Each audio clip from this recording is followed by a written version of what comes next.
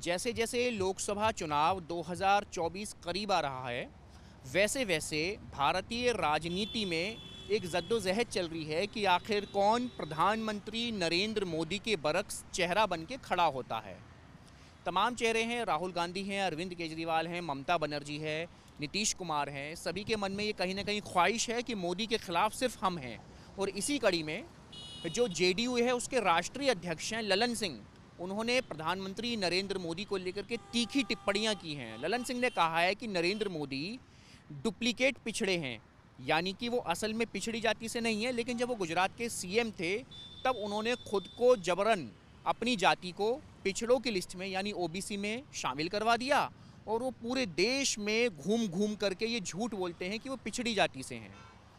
ललन सिंह ने, जेडीयू ने नरेंद्र मोदी को डुप्लीकेट पिछड़ा बताया है। और ये वो जेडीयू है जो अति पिछड़े की राजनीति करती है, जो कहती है कि उसके पास में पिछड़ा और अति पिछड़े का बड़ा एक वोट बैंक है। अब चूंकि लोकसभा चुनाव करीब है तो ऐसे में नीतीश कुमार को जो है बड़े लेवल पर प्रेजेंट करना जेडीयू चाहती है। नीतीश कुमार दिल्ली आए थे, तमाम विपक्ष के नेताओं से मिले थे, इन दिनों आरजेडी के साथ में हैं। तो लोकसभा चुनाव करीब आ रहा है तो ऐसे में नीतीश की जो छवि है उसको बिहार यूपी के बरक्स जो है उसके समानांतर खड़ा करने की कोशिश की जा रही है। और ललन सिंह के बयान को इसी तरीके से लिया जा रहा है। सीधा टिप्पणी, सीधा हमला नरेंद्र मोदी पर किया है, यानी कि मैं तुझे गलत शब्द, दुशब्द कह करके मैं तेरे बराबर का बन जाऊंगा। वो जो होता है ना, गाली दे करके उसके बराबर खुद को बना लेना, वैसा ही जेडीयू के राष्ट्रीय अध्यक्ष ललन सिंह ने किया है। बीजेपी पलटवार कर रही है। बीजेपी कह रही है भाषा शोभा नहीं देती है।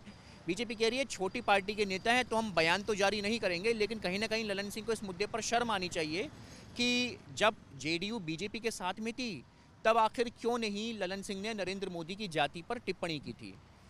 तो जाहिर सी बात है, प्रधानमंत्री नरेंद्र मोदी पर सीधा हमला करना, वो हमला गुजरात में अरविंद केजरीवाल करते हैं, राहुल गांधी करते हैं, ममता बनर्जी करती हैं।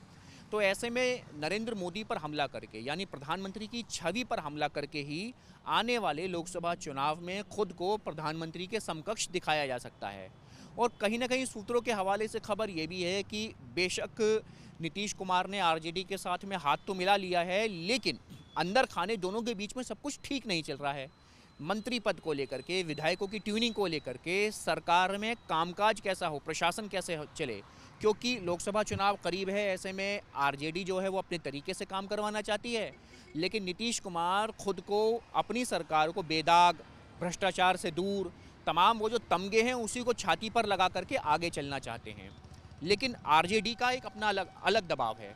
तो ऐसे में एक कांटों भरा जो ताज नीतीश कुमार ने अपने सिर पर पहना है, उस ताज को जस्टिफाई करना है, उसको और बड़ा करना है, बिहार के परिदृश्य से, बिहार की राजनीति से बाहर निकलना है, खुद को तीसरे मोर्चे का एक बड़ा चेहरा दिखाना है कि भाई कांग्रेस तो अपनी एक अलग लकीर की राजनीति कर रही है, लेकिन हम भी अपनी जो एक अलग लकीर है वो हम लोग अपनी लकीर अपनी चलाएंगे, उसको बड़ा करेंगे, हम लोग कांग्रेस से भी बड़ा करेंगे। उस लकीर को खींचने की तैयारी चल रही है 2024 लोकसभा चुनाव के मद्देनज़र। और ललन सिंह के बयान को इसी कड़ी में जोड़कर देखा जाना चाहिए, क्योंकि जैसे जैसे लोकसभा का चुनाव करीब आएगा ठीक वैसे वैसे इस तरीके के जो तमाम बयान हैं वो प्रधानमंत्री नरेंद्र मोदी पर परोक्ष रूप से जो हमले के बयान हैं वो सामने आएंगे, क्योंकि उन्हीं बयानों को देकर के ही भारतीय राजनीति के राष्ट्रीय परिप्रेक्ष्य में बड़ा चेहरा खुद को कहलवाया जा सकता है।